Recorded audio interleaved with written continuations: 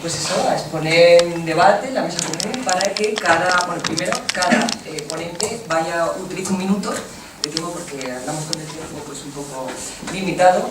Cada ponente exponga brevemente un minuto, para que luego haya haya posibilidad de hacer preguntas, etc. Entonces, que sea sobre lo que hemos dicho, ¿no? La fila de razón en la sociedad actual. Ateos, creyentes y agnósticos. Efectivamente. En la España actual. Ahí. Empieza Carlos. Bueno, no sé si será un minuto o dos, pero vamos a ser muy rápido, ¿no? El título un poco del debate que planteabais era algo así como ateos, agnósticos y creyentes en la España actual. Habría que comenzar distinguiendo ateo y agnóstico, ¿no? Aquí no, el tema es muy complicado. Yo simplemente aquí diríamos aquello de Engels, ¿no? De que un agnóstico en el fondo es un ateo vergonzante, ¿no?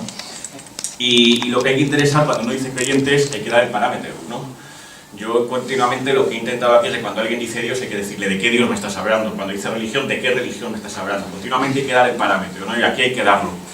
Si estamos en España, pues efectivamente parece que el jefe del Estado ya no sale bajo palio. Y la última encuesta, la del CIS de abril de 2019, el porcentaje de católicos ha bajado, tal y como lo define el CIS, al 69%, y sin embargo ha aumentado el de otras religiones. Aquí simplemente yo comentaría que en 2006 en España había 1 millón de musulmanes, y a día de hoy hay 2 millones, habiendo exactamente medio millón en Cataluña. Posiblemente si se culmina el proceso de secesión, pues Cataluña se convierta en 15, 20 años en la primera república islámica de Europa, lo cual no es algo descartable. Pero ojo, no hay que descontar ni mucho menos la influencia política del catolicismo. No tanto ya en lo que tiene que ver con la nación política española, sino con lo que iba ligado generalmente a la extrema derecha. Es decir, el carlismo, el secesionismo. No hay que olvidar que el PNV, si conseguía la independencia, hablaría de una especie de república consagrada al Sagrado Corazón de Jesús, en la República Vasca, claro. O que Oriol Junqueras, el famoso preso político, es un hombre de misa diaria y que nada más proclamar la independencia de Cataluña dijo en unas declaraciones que Cataluña sería una república cristiana. Entonces aquí esto lo dejo aquí para que se vea. Que aún así aún sigue teniendo el catolicismo un peso político ligado pues, a la extrema derecha, es decir, a secesionismo vasco, catalán, etcétera, etcétera. Pero yendo a la influencia social y muy rápidamente, por decir algo, habría que decir que nuestra herencia católica sigue presente. Yo creo que no hay que ni mucho menos infravalorarla. Pues sigue presente pues, desde una valoración del grupo frente al individualismo capitalista de cuño protestante, también una valoración del cuerpo de la persona frente al fanatismo islámico, también esa idea que nosotros tenemos en Occidente, en la Europa cristiana, de separación de la sociedad política del Estado y de la Iglesia. Eso es una teoría católica, es la teoría de las dos sociedades perfectas, cada una en su género. Y entonces ahí sí que la herencia católica sigue vigente, y esto lo digo frente a las posiciones más de agustinismo político o de simplemente de las teocracias islámicas, ¿no? Donde esa separación Iglesia y Estado no existe, y que si existe aquí es fundamentalmente también porque tiene una base ligada a la teología católica. Lo que en España ha pasado es que con la Constitución del 78 la Iglesia ha perdido de facto, bueno y de iure, el monopolio de los ritos de paso.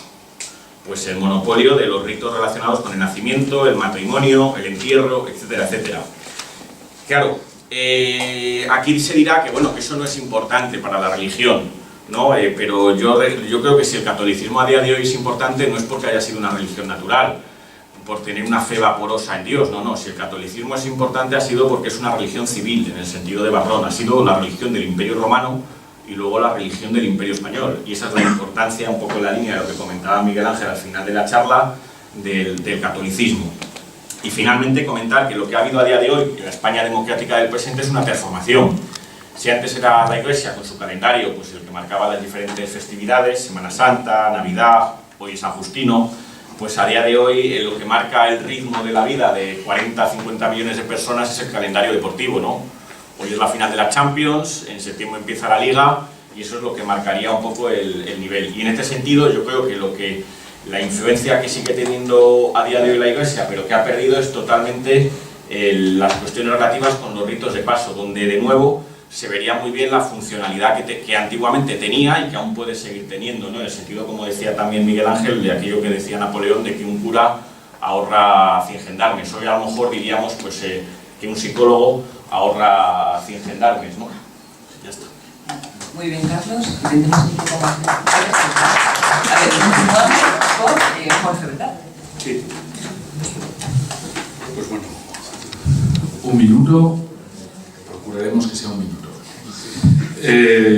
Bueno, simplemente, a ver, en el contexto en el que estamos, no tanto España, vamos a decir Europa en conjunto, yo a lo que animaría, no solo a mí, sino a todos los que estamos aquí, a pensar en qué sentido, y hablo de la fe en sentido amplio, no hablo de la fe en sentido confesional.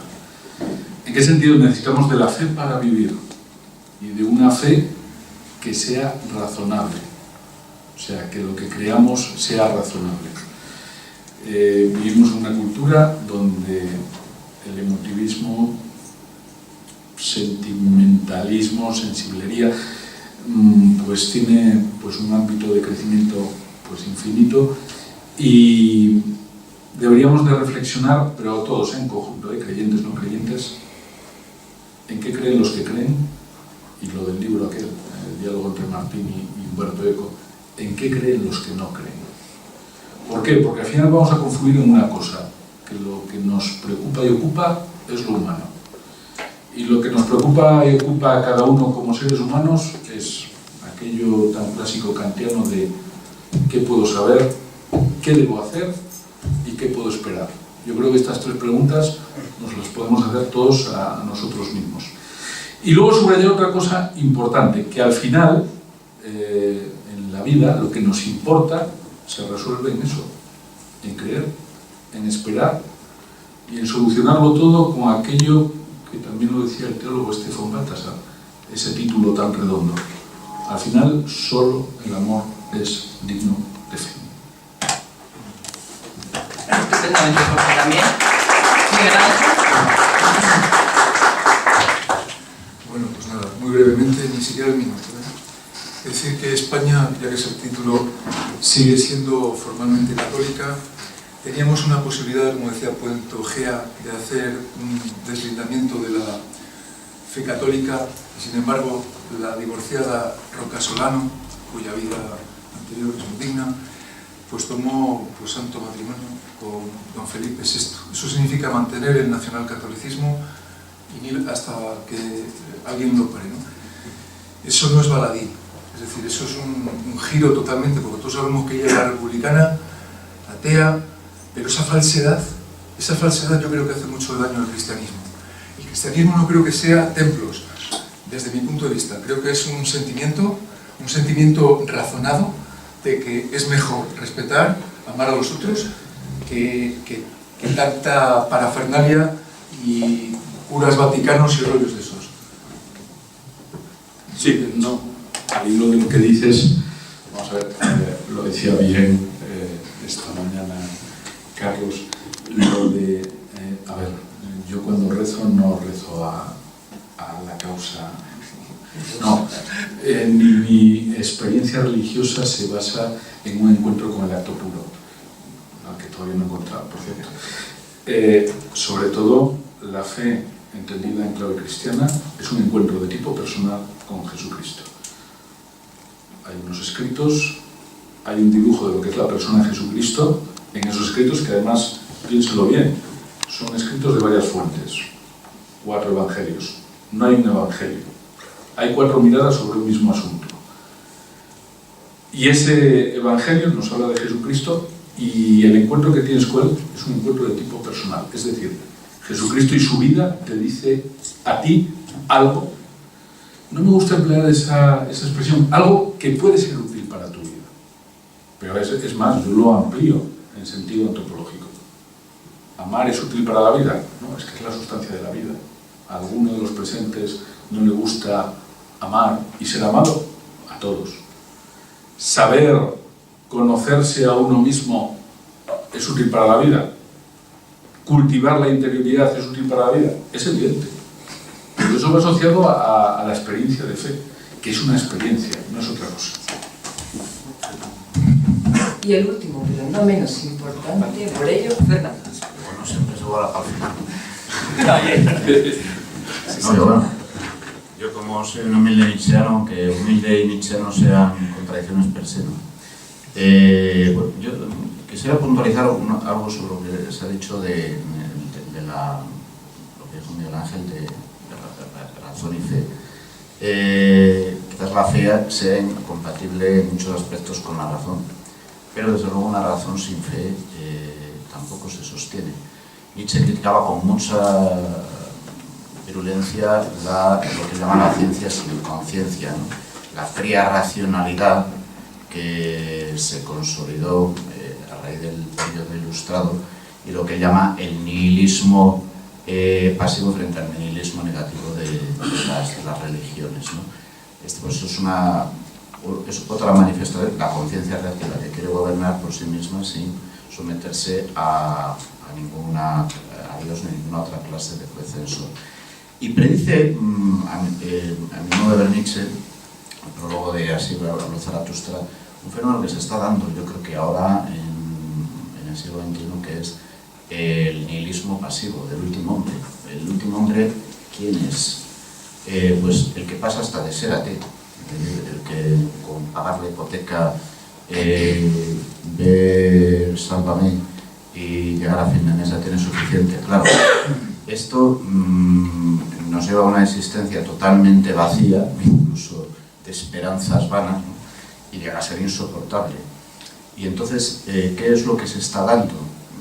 Este modus vivendi totalmente inane que llega a ser más devastador que cualquier otra cosa, ¿no?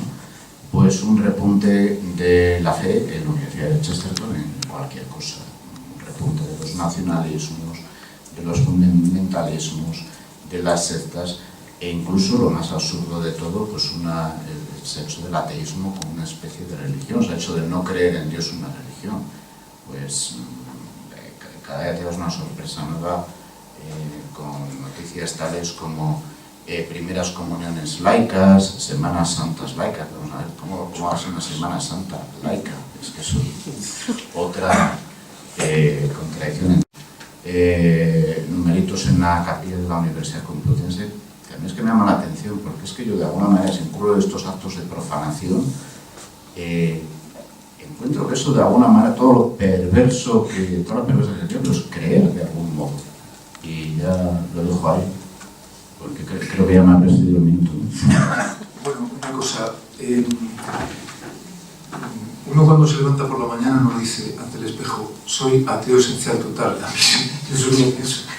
Lo malo es cuando te viene alguien diciendo cosas que ellos creen. Entonces, a mí eso, el tema de Dios es maravilloso, el tema del mundo, la cosmología es maravilloso y el tema del yo, pues la metafísica tradicional de Wolff son eso. Ahora, con respecto a lo que dice pues Jorge, ¿no?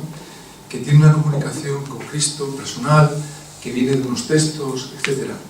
Claro, yo escribo muchos textos también, igual que todos los que estáis aquí, y todos tenemos muchos textos. Fernando Conde Torrens Navarrico, un ingeniero, tiene una documentada exposición de 500 páginas en las cuales el libro se titula 301, Inventan el cristianismo. Dice que todo es un invento de Constantino, que manda pagar ahí a dos padres de la iglesia y a inventarse todo.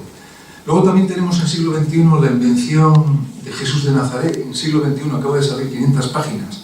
No es fácil leer ese libro. De Fernando Bermejo, interesantísimo, es decir, son textos.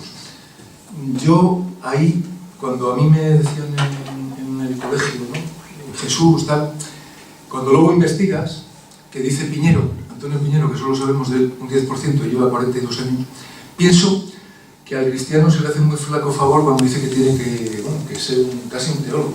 Eso es imposible.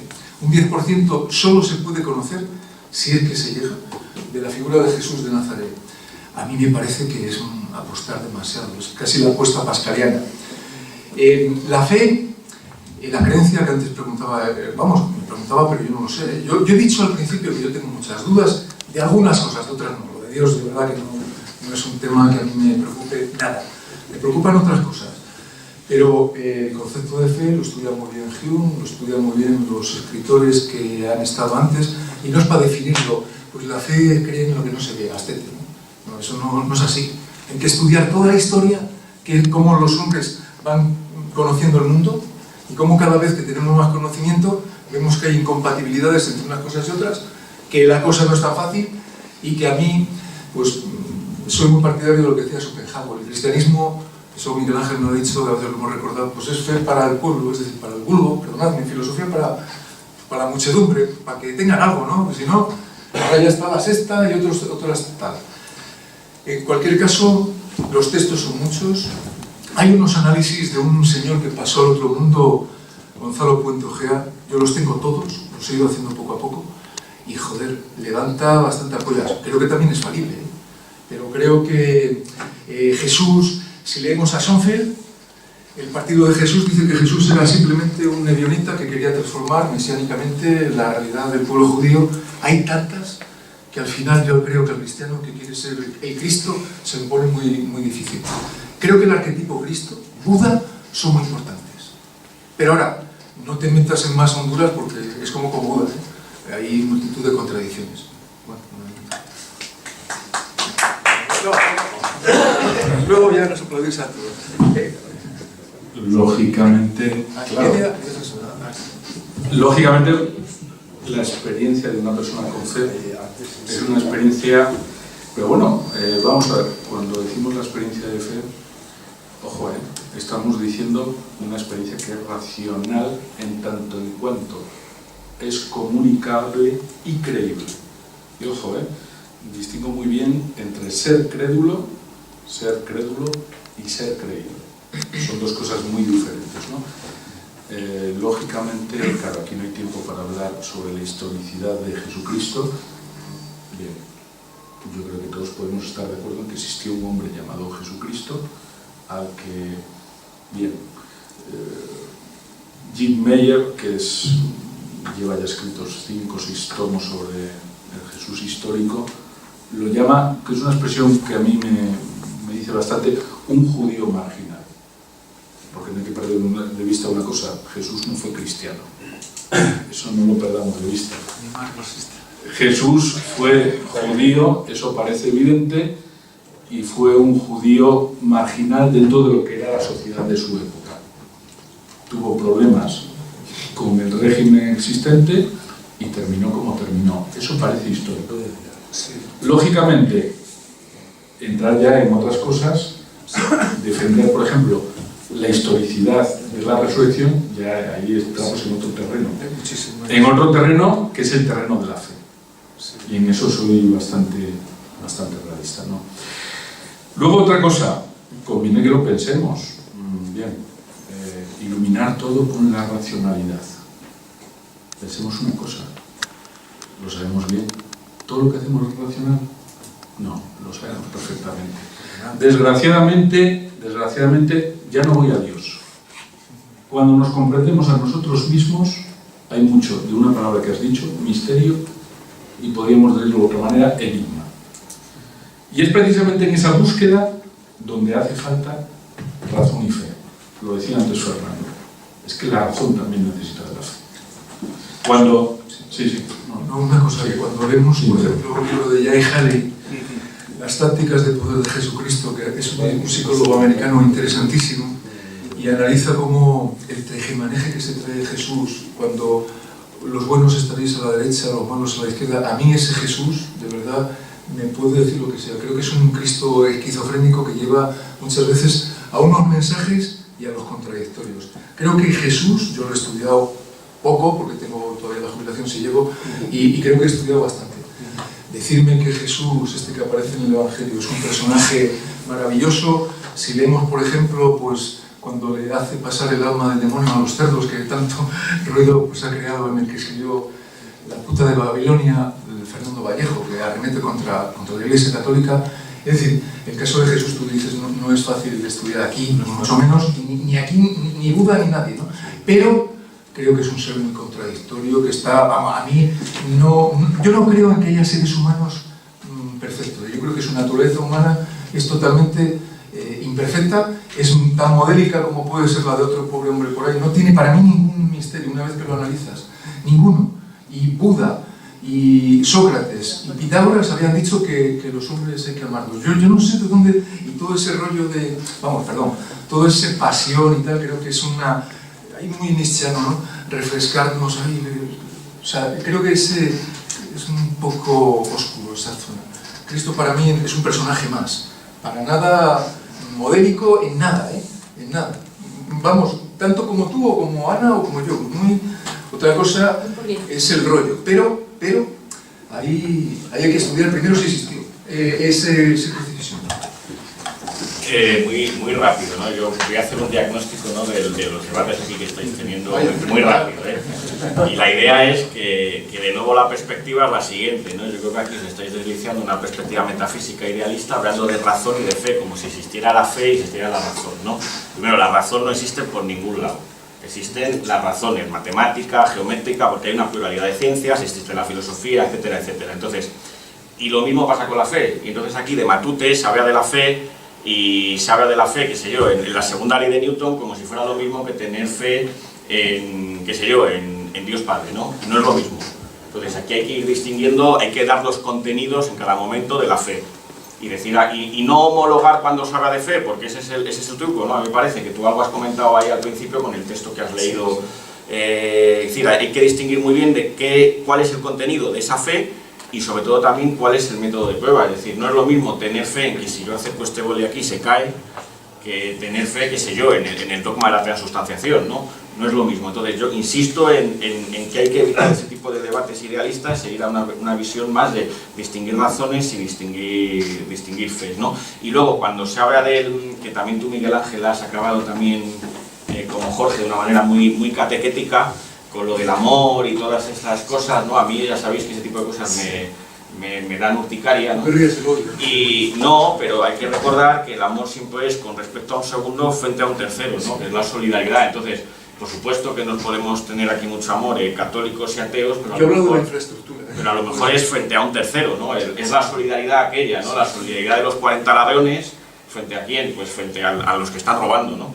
Entonces siempre hay que tener en cuenta eso, ¿no? No olvidar aquello de que la vida es milicia sobre la tierra. Sí, nuestro Padre al público. Sí. Bueno, pues abrimos ahora el momento para dudas y preguntas y para que el público pueda participar, que están deseando. A ver, yo no estaba en todas las charlas, pero bueno, digo mis ideas. El agua no se sabe a qué sabe si no se prueba. Yo estudiando el agua no sé qué sabe el agua.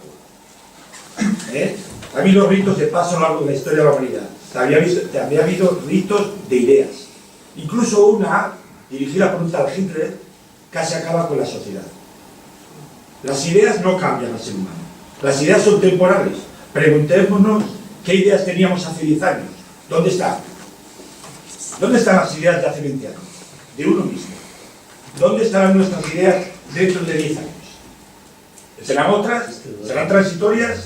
Las ideas son temporales. La mente, un principio biológico, porque eso es un principio cartesiano, o digamos médico, estamos en un potencial mínimo del cerebro. Eso es un principio. Yo me pregunto, ¿cuáles de las filosofías que nos han rodeado la historia de la humanidad han generado una regla de vida que nos lleva a la compasión, al amor, a la unidad, a la solidaridad? ¿Qué esperanza le damos a una persona que esté parapléjica en una silla de ruedas? Y aquel que no ha podido estudiar, ¿qué filosofía puede estudiar? Ese hombre se vive en un pueblo y no ha tenido un duro en tiempos del medievo, qué sé yo, donde han salido personas. Si castramos el misterio de la condición humana, castramos la condición humana. Nada más. Bueno, pues yo le voy a contestar, ¿no? Porque ese discurso está muy bien, pero yo le pediría que definiese. Cuando dice amor, solidaridad, condición humana, castración, es que eso no es más que mera palabrería. De la mente. ¿De qué mente? ¿La suya o la mía? Ninguna de las dos. Pues perfecto. A ver, bueno, vamos a ver. Yo resulta que estoy en casa y me pongo a pensar, digo, oye, igual el coche nuevo que he comprado me lo han rayado y cada poco miro por la ventana y entonces de caso y voy a bajar a ver si no me lo han rayado. Y veo que no me lo han rayado y subo. Cambio de tercio. Estoy en la calle y he puesto la ropa en la cuerda. No. Voy a seguir. Más adelante. Pasa una hora. No sé. Me dan ganas de ir a quitar la ropa. Porque igual se pone. Bueno, voy y quito la ropa. Necesito dinero y voy al banco. Y entonces en el banco me dice: tiene usted que traer esto. Bueno. A los 4 días o 2 días voy y repito la misma operación, le llevo los papeles, bueno, pues ahora tienen que traer esto y esto, al poco tiempo tal, y bueno, yo todo esto, no sé si estáis cogiendo el tema de que yo, la fe que tengo, bueno, que no llueva, la fe, que el del banco me dé el dinero, la fe, todo esto para mí es la fe. La fe yo la entiendo hoy en día totalmente material. Yo no hablo por ningún autor, ni de ningún autor. La fe hoy en día es material 100%. Pensamos siempre con fe en los aspectos materiales. Y vamos ahora a concluir cómo llegamos a esa fe material. Y me remito a un autor ruso que leí, no me acuerdo el apellido, se llama Dmitri, no sé qué, que decía estas palabras, y además creo que son clavadas. Hoy en día el ser humano vive de los muertos, de sus muertos. Gracias. Pues seguiré enlazando con el discurso que tiene el compañero. Ciertamente. Discurso no, muertos para bueno, no, todos vivimos de los muertos, porque somos sujetos históricos. Somos sujetos históricos y eso es innegable. Por ejemplo, antes comentabais la famosa frase que todos explicamos en las aulas de una de las últimas obras de Kant, antes de que enfermara el hombre de Alzheimer, de la antropología kantiana, en la que se resume el horizonte de lo que después se llamó la filosofía moderna, hasta la posmodernidad. ¿Qué puedo conocer? ¿Qué debo hacer? ¿Qué me cabe esperar? En definitiva, dice ¿qué es el hombre? Que nos faltaba por decir. Claro, es que la idea de Dios y la dialéctica, vamos a llamarlo así, dialéctica en el sentido de conjunción de contrarios entre razón y fe, depende de la idea de hombre que se tenga. Incluso la propia idea de razón y la propia idea de fe no son ideas unívocas, son muy equívocas, porque toda época histórica ha tenido su manera de experimentar la fe. Eso que nosotros ahora llamamos fe no se puede utilizar como concepto lisológico, porque en términos de transición de lo que llamamos nosotros, en la terminología, religiones secundarias a religiones terciarias, hay un elemento clave. Lo que nosotros hoy llamamos fe es lo que los mitos llamaban, lo que los griegos, digamos, de la época de Homero, anteriores a tales, llamaban mitos. Mitos es aquel conjunto de relatos no verificables, pero que precisamente por ser inverificables, y de carácter fabuloso, que se remontan a un pasado que difícilmente podemos computar, transmiten una serie de valores de confianza en los que proyectamos nuestros anhelos, nuestros deseos, nuestras frustraciones, pero que son tremendamente operativos. Tú lo decías ahora, Tocayo, es que la fe no hay cosa más operativa que la propia fe. Si no, Homero no hubiese recopilado lo que recopiló, entre otras cosas porque la Odisea no es solo el contarnos las desgracias y avatares por los que pasó Ulises y sus compañeros a la vuelta de la guerra de Troya hacia Ítaca, sino que es un mapa comercial de las rutas de comercio que había en el Egeo del siglo VIII a.C. O sea, que tiene una condición material clave. Entonces, vamos a ver. La relación razón y fe es una relación dialéctica, diamérica diríamos nosotros, o sea, son conceptos conjugados. Un elemento clave que creo que hoy día, mutantes, porque han pasado 2000 años, puede haber, después de la caída del muro de Berlín, después de la globalización, después de los cambios geoestratégicos que se dan con el 11S, es algo que de alguna manera ya tenían los antiguos. Es decir, después de la muerte de Alejandro y de la muerte de Aristóteles, el mundo griego entra en una fase totalmente nueva, una fase sin la cual después no se entiende lo que es el Imperio Romano. Y lo que menos importa en términos filosóficos para las preguntas de nuestro presente es quién era el Jesucristo real, o quién era el Buda real, o quién era el Confucio real. También, en general los filósofos iniciamos nuestra devoción filosófica por Sócrates, autor que algunos también ponían en entredicho diciendo, bueno, Sócrates es una invención de Platón. Bueno, sabemos que no por Jenofonte. Estamos, pero incluso la tradición escéptica cuando habla de Sócrates pues lo pone como un sofista más, un charlatán, cuidado. De hecho el Sócrates que tiene relevancia es el Sócrates protofilósofo con el que el propio Platón intenta dialogar para poder romper con la tradición mítica, la tradición sofística y iniciar algo nuevo, que es una manera de hacer política de los que no pueden hacer política, que llamamos filosofía occidental. Porque la filosofía es una manera de hacer política de los que no pueden hacer política. Lo que le pasó a Sócrates todo el mundo lo sabe. ¿Por qué murió y por qué prefirió la muerte? Entonces, y no deja de ser un medio cultural. Miguel Ángel, eres un pozo de sabiduría, pero es que me tiempo. No, iba. A ver, Muy breve, porque sí, nos van a echar ya. Sí, yo me he quedado bloqueado cuando has dicho que hay que destruir ideas y luego has dicho acto seguido que hay que partir o tener un sistema de coordenadas. Ahí ya me quedé bloqueado. Si luego, si quieres, me lo explicas. Cuando se habla de fe, no sé muy bien a qué... No, te lo explico yo. La única manera de destruir ideas es con ideas. Miguel Ángel, es que nos van a echar en breve y hay gente que quiere hablar y no... No, era por decirle. Cuando se habla de fe, se dice, yo tengo fe en el médico. No, tú no tienes fe en el médico, es que algo te habrá cuadrado dentro de la razón o de la emoción. O ha tenido una experiencia, un currículum, o acertó en tu enfermedad, ese médico, ¿no? Tengo fe en que triunfarás. Si no trabajas, no vas a hacer nada. Para mí la teología es charlatanería, es lo que tú decías cuando leíste el texto, es que se cae. Lo que pasa es que cuando se apuntan personas inteligentes, creativas, con locuacidad, es que te convencen. Y además, cuando un sacerdote que hace buenas obras dice cosas, tendemos a creer a esa persona. Y hay que distinguir muy bien, por eso es muy importante educar a la gente en la racionalidad.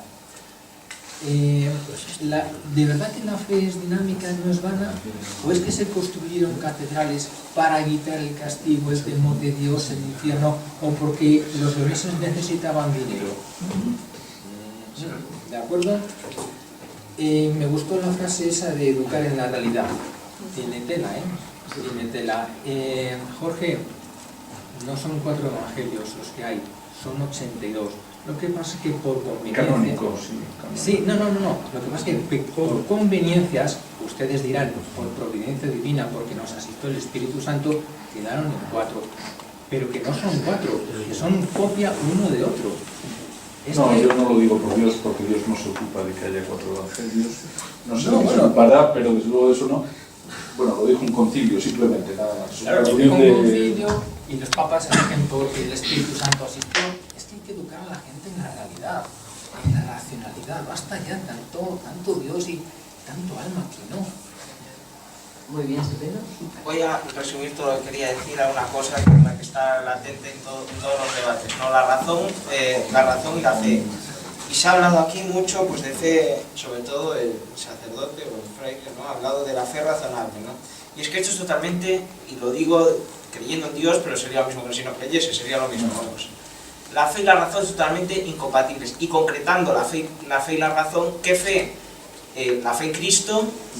¿Y qué razón? Pues la razón física o la biología. Son totalmente incompatibles. Ahí has dicho. Entonces, ¿cuál es la cuestión? Porque si yo creo en Cristo, Sí. creo en la transfiguración, creo en que Jesucristo resucitó al tercer día, y es que esto va totalmente en contra de la física, de la biología, etc. Por tanto, desde un punto de vista de un creyente, que sería lo mismo que si no lo fuese, repito, pero hay que admitir que con ciertas cosas que no se pueden explicar por razón. Y no es que, como dice Benedicto XVI, en el sentido de, dice, la fe purifica, dice, fe y razón se purifican una a la otra, ¿no? Termino ya. ¿En qué sentido se purifican? En que sirven para mantener un etos de un pueblo, pero para nada más. Y eso es lo que yo digo. Medio minuto, simplemente, lo decía antes Carlos, lo digo ahora. Lógicamente, si estamos hablando, ¿de qué tipo de racionalidad estamos hablando? Cuando hablamos de racionalidad en sentido teológico, hablamos de comunicabilidad. En tanto en cuanto la fe o lo que crees es comunicable, es razonable. Si hablamos de racionalidad física, de racionalidad material, no estamos hablando del mismo cerco de saber, son cosas totalmente diferentes. Sintiéndolo mucho y con todo el pesar, nos están echando. Nos echan a menos cuantos. Entonces nos tenemos que marchar. Muchas gracias a todos.